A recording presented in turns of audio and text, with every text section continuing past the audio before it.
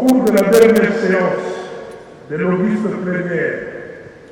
j'étais monté sur cette tribune pour vous exhorter à procéder à la prolongation de l'état de siège en attendant les conclusions des auditions au niveau de la Commission Défense et Sécurité portant sur l'évaluation à mi-parcours de l'ordonnance numéro 21/015 du 3 mai 2021 sur une partie du territoire de la République démocratique du Congo, telle que prorogée à ce jour, et ses mesures d'accompagnement. Cette exhortation s'est justifiée par l'accomplissement de certains préalables, notamment la poursuite des auditions avec le ministre d'État, ministre du Budget et le ministre des Finances, dans le but de se faire une idée sur la traçabilité des fonds engagés et les modalités de leur décaissement. Par les lettres référencées numéro 049 et 050, barre RDC, barre AN, barre CP, barre MNPC, barre CN, barre MNT, barre 08, barre 2021, du 17 août 2021, du président de l'Assemblée nationale, par lesquels il invitait les deux membres du gouvernement susmentionnés à se présenter devant la commission pour leur audition. Votre commission les a indistinctement auditionnés le mardi 24 août 2021 pour le second et le jeudi 26 août 2021 pour le premier. Au terme de cet exercice, votre commission a constitué une sous-commission ad hoc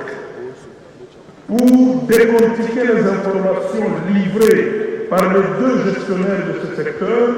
et proposer des pistes de solutions assorties de recommandations et résolutions. À ce stade,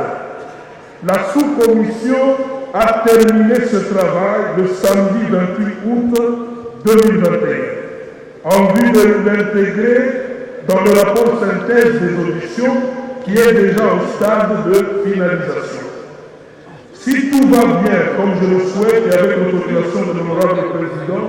de l'Assemblée nationale, l'édit rapport sera déposé au plus tard le mercredi le 1er septembre 2021. Honorable président de l'Assemblée nationale, honorable membre du bureau et distingués collègues, une question cruciale reste encore à élucider, celle de la passation de marchés spéciaux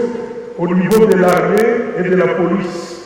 qui, comme vous l'imaginez, n'obéissent à aucune règle de marché public au nom du secret défense. Le temps matériel n'a pas permis à votre commission d'auditionner l'inspecteur général des finances, l'inspecteur général des FARDC et celui de la police nationale congolaise sur le suivi et le contrôle des fonds mis à disposition de l'état de siège au ministère et services publics concernés. Il en est de même pour le gouverneur de la Banque centrale du Congo, que la Commission n'a pas pu entendre en sa qualité de caissier de l'État sur le fonds sorti en procédure d'urgence sans suivre le circuit normal de la chaîne de dépenses. Ce n'est qu'une partie remise, car votre commission envisage la possibilité de poursuivre et parfaire ces auditions lors de la session ordinaire de septembre. Et donc, en attendant, honorables députés et chers collègues, je vous prie instamment et encore instamment de bien vouloir procéder à la prolongation de l'état de siège dans l'intérêt supérieur de la nation. Je vous remercie.